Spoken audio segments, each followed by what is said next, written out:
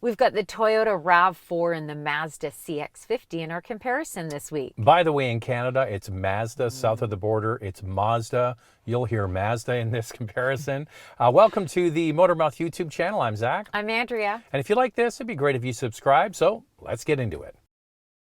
The Mazda CX-50 has two engine options. The base is a 2.5-liter four-cylinder with a 6-speed automatic transmission, 187 horsepower and 186 pound-feet of torque. The second, a turbocharged version of this, with 256 horsepower and 320 pound-feet of torque on premium fuel. You can use regular fuel, but you will get a little less power at 227 horsepower and 310 pound-feet of torque. All CX-50 models come with standard all-wheel drive. The Toyota RAV4 is available with 3 powertrains, gas, hybrid, and plug-in.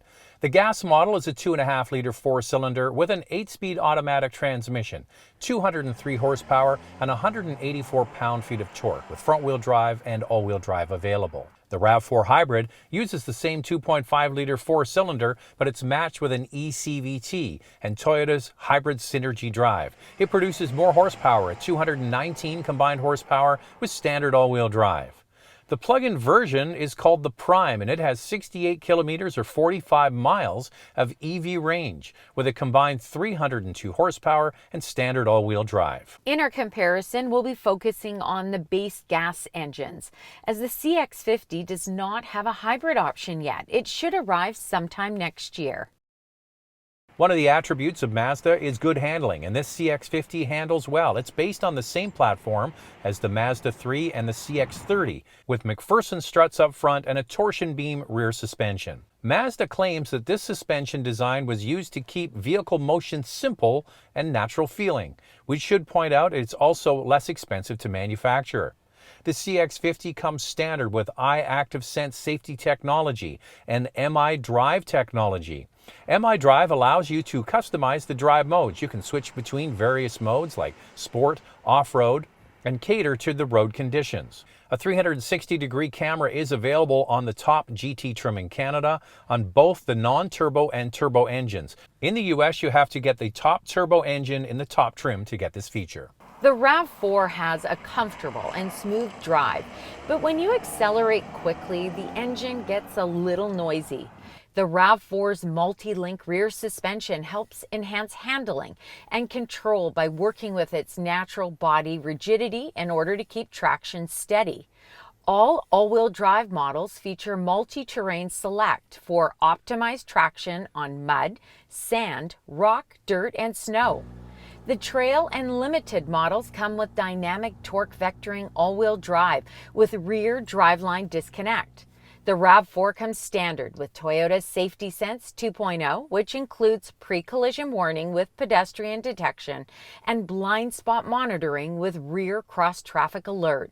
A 360 camera is standard on the top trim. So I was always in the camp, Andrea, that if you had independent rear suspension, it was vastly superior. Right. But car companies have figured out a way to do the less expensive torsion beam solid axle design at the back, which is used in the CX-50, with very good results. Volkswagen does a good job with Jetta. You have it in this product. And I would say for the average person, they wouldn't be able to tell. Yeah, well, that's what you always say to me. Sometimes we hear from people making a bigger deal about this difference, but like Zach says, how many people are really going to be able to tell the difference? Well, the one way you used to be able to tell is called axle hop. So you know those transitions on the highway, like a concrete highway that has all of the dividers, and the back end would kind of hop over those. You go down the highway and it would kind of buck along. They've figured all that out. Another great thing is these have automatic transmissions, 8-speed for the RAV4 and 6 for the Mazda, you know, if you're not interested in getting a CVT. When it comes to handling, I gotta say, the Mazda is a standout. So dynamic, it takes corners with ease. I really enjoyed driving it. A big part of that in your brain, though, is, Andrea, we had the turbocharged model with the more power and torque. So part of your brain is like, oh yeah, this is great because you like the power. So yeah, it all comes together to be a more dynamic package for sure. Mazda is promoting the CX-50 as an outdoor crossover with up to 8.6 inches of ground clearance. It has a wide, bold stance, thick black cladding, a low roofline, LED headlights, and 19-inch wheels, available 20-inch. The rear has a boxy design with dual exhaust tips and a rear roof spoiler. The reinforced roofline is designed to support kayaks, bikes, and even a pop-up tent, which can hold the weight of 3 people. The top trim offers a piano black front grille, 20-inch machine-cut alloy wheels, and an adaptive LED front lighting system.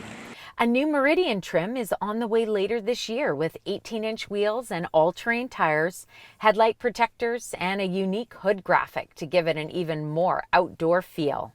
The RAV4 offers a rugged exterior design with a ground clearance up to 8.5 inches depending on the trim that you choose. It gets a few updates for 2022, including new wheel designs, headlamps, and LED fog lamps are standard on the XLE premium trims and above. The RAV4 comes standard with LED headlamps and a temporary spare tire.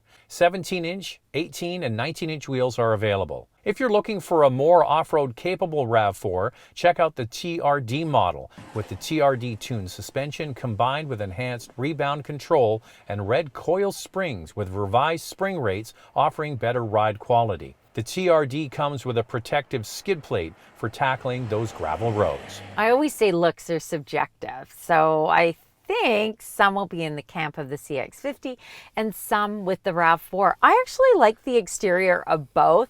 I think that the RAV4 has like this cool rugged design to it. I'm okay with it. So the images we're showing you of the updated 2022 model are the hybrid that we had a chance to drive. Mechanically, there were no real changes to it, just physical. Actually, Andrea, in fact, could Toyota have done any less with a mid-cycle facelift? They put new headlamps, new fog lamps, and called it a day. Yeah, and the headlamps aren't even standard equipment. No, that's the other thing. You got to get the higher trims to get it. And you're competing against an all-new model from Mazda. So it's kind of an easy win for them. And typical of Toyota, right? To do a very, very light refresh. They seem to stick with the same design. Some might say, hey, what's wrong with that, Andrea and Zach? It works. It sells. It's very popular. It is the best-selling compact crossover anywhere. So they have figured out the formula. Here's our used car alternative from CanadaDrives.ca. We chose a 2021 Mazda CX-5 GT with 7,753 kilometers for just under $42,000 Canadian. Click on the tab or the link in the description below to find more vehicles in this category from CanadaDrives.ca. The CX-50 interior is exactly what you would expect from Mazda. It's sophisticated and elegant, and it does have some hard plastic.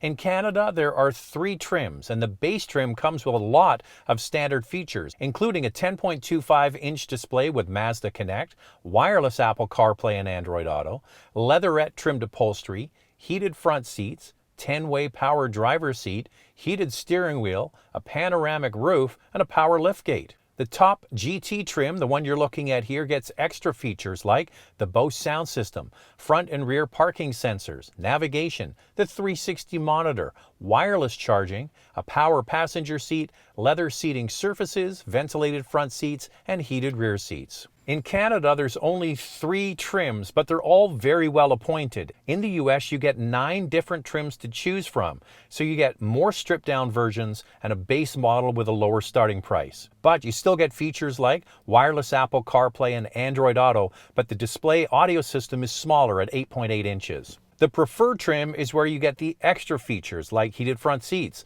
the larger 10.25 display audio system, and a power liftgate. When you move up to the higher trims, you'll get the extra features that we get on our trims here in Canada, including ventilated seats and the Bose sound system. The RAV4 has a comfortable and practical interior. It's not as elegant as the CX-50. It has a more industrial feel to it. The seats are comfortable and it has a well laid out and organized center console with plenty of storage.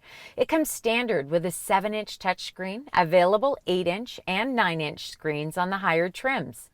Other standard features include keyless entry, Apple CarPlay and Android Auto, heated cloth front seats, and a manual driver and passenger seat. Available features include ventilated front seats, heated rear seats, a heated steering wheel, a power driver and passenger seat, driver seat memory, SofTex seats, a wireless charger, and an 11-speaker JBL audio system. A power rear door with kick sensor is also available. And in the US, a panoramic sunroof is available, but in Canada, only a moonroof. So Toyota, as we mentioned with the update, really just a few things on the outside and the inside. I think they changed the surround around the radio. That was it. And it really does need to be updated, especially in light of the fact that you have an all-new product from Mazda that just looks richer and I would say is richer feeling. Yeah, just more upscale for sure. Now, a couple of differences between the two. Wireless Apple Carplay and Android Auto is available in the Mazda, wired in the RAV4. SofTex seats which is a leatherette. Yes, it's faux leather, yeah. Or cloth available in the RAV4. And with the Mazda, in Canada, it's either leatherette or leather. But in the US, because you have that base trim a little bit stripped down, you get cloth in that. So this is pretty good. One thing that the RAV4 does have that the CX-50 doesn't is a power liftgate with kick sensor. But there is a power liftgate. There is in the Mazda. Yeah, so but no kicks if you want that. The kick sensor is kind of nice to have. Actually, we went from a car that had it to one that doesn't, and I do miss it when you've got your hands full. It's a handy thing to have, but it wouldn't be a deal breaker for me. No. I think that the interior-wise, they're really quite different. They're very different looking on the outside. You know what? That's what makes the world go round, Andrew. The CX-50 is 4 inches longer than the RAV4 and offers about half an inch more front row legroom and 2 inches more second row space. The Toyota comes out on top for cargo space behind the second row. It has an extra 6 cubic feet or 176 liters, and overall cargo space an extra 13.5 cubic feet or 382 liters. Let's start with pricing and the RAV4. The base model, front-wheel drive in Canada, is just under $29,000 and $26,500 in the US. All-wheel drive starts at just over $31,000 in Canada and just under $28,000 in the United States. The most expensive limited all-wheel drive is just under $43,000 Canadian and $35,000 in the US. Fuel economy for the 4-cylinder engine is 8.8 liters per 100 kilometers in the city, 7.1 on the highway. That's 27 miles per gallon city, 33 miles per gallon highway. The RAV4 can tow 1,500 pounds. In Canada, the trail model, which is called Adventure in the US, can tow more at 3,500 pounds. Toyota offers a warranty of 3 years, 60,000 kilometers or 36,000 miles. Here's the pricing for the CX-50. In Canada, the base trim starts at just under $38,000. The GT top trim for the non-turbo engine is just under $43,000. And the GT Turbo is just over $45,000. In the US, with your 9 trims, that base trim starts at just under $27,000. The top non-turbo trim is just under $36,500, and the top turbo is just over $41,500. Here's the fuel economy for the base engine: 9.7 liters per 100 kilometers in the city, 7.9 on the highway. That's 24 miles per gallon city, 30 miles per gallon highway. Mazda offers a warranty of 3 years with unlimited kilometers in Canada and 3 years or 36,000 miles in the US. So some of you might be watching this and thinking, why would I buy the Toyota? The Mazda's new, arguably looks better, has a nicer interior, has bigger screens, and is, a nice looking vehicle. Yep. You know what it doesn't have? The Toyota badge on the front. That it doesn't. Means a lot to a lot of people. Yes. Now, Mazda has great reliability and quality scores as well. And one thing to point out is that the RAV4 gets better fuel economy than the CX-50. And with a hybrid coming, I think that this will really benefit Mazda. They are behind in electrification, and I look forward to driving that one. We've got to give Toyota props for electrification. They are killing it. Can you get one? No, but Can you get any vehicle these days? So the screens are a deal breaker for some people. So Toyota still has a very small screen in comparison to the Mazda product, which is over 10 inches, but they differ. So the RAV4 is just a touch screen. How is the Mazda different? Yeah, it's just a display screen. Now, one thing that Mazda added for the CX-50 with wireless Apple CarPlay and Android Auto is that if you're driving the vehicle under 10 kilometers an hour, it can be used as a touchscreen, which I think is a nice touch. And obviously, when the car is not driving, you've got all of your apps on the screen. And you have the control wheel here to access it all. You can do both with the Mazda. So I think adding, though, that touchscreen for that feature was a really good idea. But it was designed to use the wheel. So the screen is actually quite far away. It is. So when you use it as a touchscreen, you got to really get close to it. But you know what? It's nice that it has that availability. I like the fact that Mazda offers a turbo option.